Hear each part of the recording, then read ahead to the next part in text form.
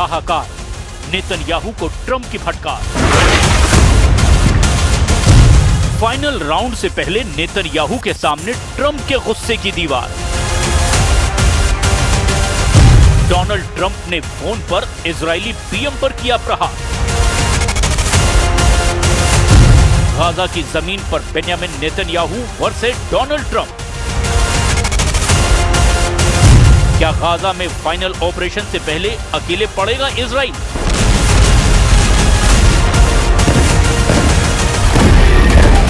Gaza की जमीन पर कोहराम पार्ट 2 शुरू होने को है।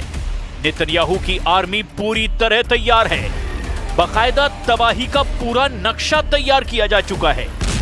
जिन अधिकारियों के कंधे पर गाजा में मिशन फाइनल की जिम्मेदारी सौंपी गई है, उन्हें सब कुछ ब्रीफ किया जा चुका है। हमास के बचे हुए लड़ाकों को कैसे उनके अंजाम तक पहुंचाना है और कैसे बंधकों की सुरक्षित वापसी तय करनी है, सब कुछ तय हो चुका है। लेकिन नेतन्याहू की टीम के इन घातक इरादों के बीच एक फोन कॉल ने वॉशिंगटन से तेल अवीव तक हड़कंप मचा दिया है। 28 जुलाई की उस शाम माहौल सिर्फ सैन्य नक्शे और स्ट्राइक प्लान तक सीमित नहीं था, क्योंकि वॉशिंगटन से आया एक फोन कॉल सीधे नेतन्याहू की सियासी और सैन्य रणनीति पर प्रहार कर गया। अमेरिकी राष्ट्रपति डोनाल्ड ट्रंप, जो अब तक गाजा में इजराइल की सैन्य कार्रवाइयों को खुला समर्थन दे रहे थे, इस बार बेहद नाराज थे और वजह थी नेतन्याहू का ताजा बयान कि गाजा में कोई भूखमरी नहीं है।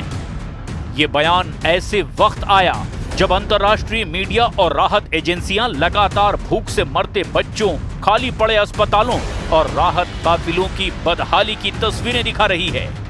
अगले ही दिन ट्रंप ने सार्वजनिक मंच से नेतन्याहू के दावे को खारिज कर दिया। उन्होंने कहा, गाजा में असली भूखमरी है, इसे आप फर्जी साबित नहीं कर सकते। और इसी के बाद नेतन्याहू ने तत्काल एक कॉल की मांग की।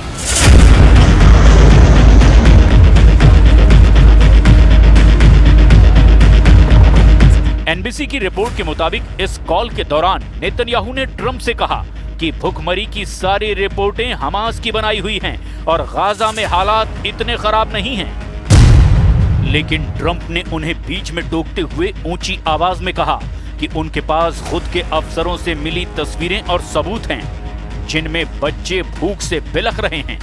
ट्रंप ने साफ कह दिया, मैं इसे नकली मानने को तैयार नहीं हूं। रिपोर्ट के मुताबिक ये बातचीत एक तरफा थी, जहां ट्रंप ज्यादा बोल रहे थे और नेतन्याहू को सफाई देने का कोई मौका तक नहीं मिला। इस कॉल ने साफ कर दिया कि गाजा सिटी पर होने वाला फाइनल ऑपरेशन अब सिर्फ सैन्य चुनौती नहीं, बल्कि वॉशिंगटन की मंजूरी और राजनीतिक रिश्तों की कसौटी भी है।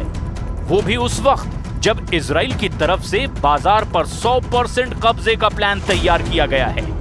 वॉर कैबिनेट पूरे प्लान ऑफ एक्शन के लिए तैयार है। यह ऑपरेशन सीमित दायरे का बताया जा रहा है, लेकिन इसके पीछे नेतन्याहू का असली इरादा पूरे गाजा स्ट्रिप को अपने सैन्य कब्जे में लेने का है। कैबिनेट के आधिकारिक बयान में शब्द कब्जा जैसे शब्दों से बचा गया और टेक ओवर लिखा गया, क्योंकि कब्जा मानने पर अंतर्राष्ट्रीय कानून के तहत नागरिक मामलों की जिम्मेदारी भी इजराइल पर आ जाएगी। लेकिन इस शब्द जाल के पीछे असल तस्वीर है पूरी तरह से सैन्य शासन। नेतन्याहू का प्लान तय करता है कि गाजा सिटी के 8 लाख नागरिकों को 7 अक्टूबर 2025 तक खाली कराया जाएगा।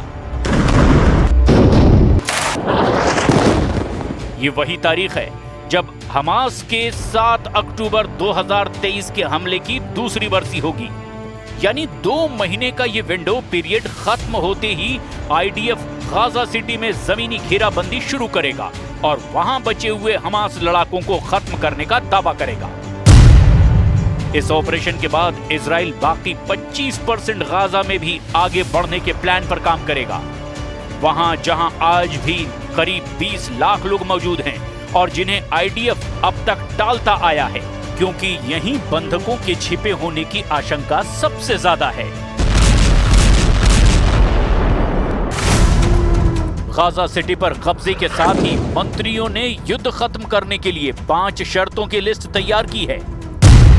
हथियार डालना, सभी बंधकों की वापसी, गाजा का निरस्त्रीकरण, इजरायली सुरक्षा नियंत्रण और ऐसा वैकल्पिक नागरिक शासन जो ना हमास हो ना फिलिस्तीनी अथॉरिटी। लेकिन यहां सबसे बड़ा पेच है, नेतन्याहू ने फिलिस्तीन अथॉरिटी की भूमिका पूरी तरह खारिज कर दी है, जबकि अरब देश खुले तौर पर कह चुके हैं कि अगर रामल्ला शामिल नहीं होगा तो वे गाजा के पुनर्निर्माण में हाथ नहीं लगाएंगे। नेतन्याहू दावा करते हैं कि ऑपरेशन के बाद वे गाजा का नियंत्रण अरब फोर्सेस को सौंप देंगे, लेकिन अब तक उन्होंने ये नहीं बताया कि वे फोर्सेस कौन होंगी और क्या उनकी जमीनी मौजूदगी टिक भी पाएगी या नहीं। ये पूरा प्लान अब न सिर्फ हमास से लड़ाई है, बल्कि टिक टिक करता हुआ टाइम बम है, जो सैन्य, राजनीतिक और मानवीय तीनों मोर्चों पर एक साथ फट सकता है। गाजा पर कब्जे का नेतन्याहू का ये फाइनल ऑपरेशन अब इजराइल के भीतर भी सवालों के घेरे में है। सबसे सख्त चेतावनी आई है आईडीएफ चीफ इयाल जमीर और शिन बेट के डायरेक्टर मेजर जनरल डेविड जिनी से, जिन्होंने बंद कमरे की मीटिंग में साफ कहा कि अगर बिना पूरी तैयारी और बंधकों की सुरक्षित रिहाई के ऑपरेशन शुरू हुआ तो ये सैन्य जीत की बजाय मानवीय और राजनीतिक हार में बदल सकता है। इजरायली इंटेलिजेंस का ताजा आकलन बताता है कि हमास के पास अभी भी 9 से 10 हजार एक्टिव लड़ाके बचे हैं, जो गाजा सिटी के सुरंग नेटवर्क में फैले हुए हैं। लेकिन नेतन्याहू पर गठबंधन के कट्टरपंथी मंत्रियों का दबाव है, जो कहते हैं कि गाजा को स्थायी रूप से कब्जे में लेकर वहां यहूदी बस्तियां बसाई जाए। ये दबाव सिर्फ राजनीतिक नहीं, बल्कि उनके सत्ता में टिके रहने का सवाल भी है, क्योंकि अगर नेतन्याहू ने ऑपरेशन टाला तो उनकी ही पार्टी में बगावत भड़क सकती है। दूसरी तरफ अमेरिका और यूरोपीय यूनियन खुल करके कह चुके हैं कि गाजा में मानवीय आपूर्ति रोकना और बड़े पैमाने पर नागरिक विस्थापन अंतर्राष्ट्रीय कानून का उल्लंघन है। नेतन्याहू पर ट्रंप का हालिया गुस्सा इसी बड़ी वजह से सामने आया है, क्योंकि वॉशिंगटन को डर है कि अगर भूख और मौत के आंकड़े बढ़े तो पश्चिमी देशों में इजराइल समर्थक जनमत भी बदल सकता है। इस बीच संयुक्त राष्ट्र की वर्ल्ड फूड प्रोग्राम रिपोर्ट बताती है कि गाजा के उत्तरी हिस्से में 80% आबादी फैमिन लेवल की भूख झेल रही है और ये हालात अगले 6 हफ्तों में पूरे गाजा में फैल सकते हैं। यानी नेतन्याहू का फाइनल राउंड अब एक रेस है, घड़ी की टिक टिक, बंधकों की जान और अंतर्राष्ट्रीय राजनीति के तगड़े दबाव के बीच।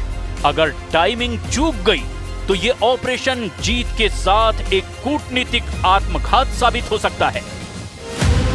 गाजा के ऊपर मंडराता ये फाइनल ऑपरेशन सिर्फ एक सैन्य रणनीति नहीं है, ये एक ऐसी तंग रस्सी पर चलना है जहां हर कदम पर तलवार लटक रही है। नेतन्याहू के सामने चुनौती सिर्फ हमास को खत्म करने की नहीं, बल्कि उस राजनीतिक और मानवीय तूफान को झेलने की भी है जो इस ऑपरेशन के साथ उठेगा। वॉशिंगटन का मूड बदल चुका है। ट्रंप का गुस्सा इस बात का संकेत है कि अब बिना शर्त समर्थन की गारंटी खत्म हो रही है। यूरोप, अरब दुनिया और अंतर्राष्ट्रीय संस्थान पहले ही चेतावनी दे चुके हैं कि अगर गाजा में भूख, विस्थापन और मौत के आंकड़े बढ़े तो इजराइल को न सिर्फ कानूनी बल्कि कूटनीतिक नाकेबंदी का सामना भी करना पड़ेगा। और सबसे बड़ा खतरा यह है कि इन सारे दबाव के बीच बंधकों की जान दांव पर लग सकती है। आईडीएफ के वरिष्ठ अफसर भी कह चुके हैं कि अगर तैयारी अधूरी रही तो ये ऑपरेशन एक जीत नहीं, बल्कि इजराइल के लिए एक गहरी हार साबित हो सकता है। लेकिन नेतन्याहू के सामने सत्ता का समीकरण भी है। कट्टरपंथी गठबंधन के दबाव में वो पीछे हटते हैं तो कुर्सी डगमगा सकती है। यानी ये फाइनल राउंड दरअसल 3 मोर्चे की लड़ाई है।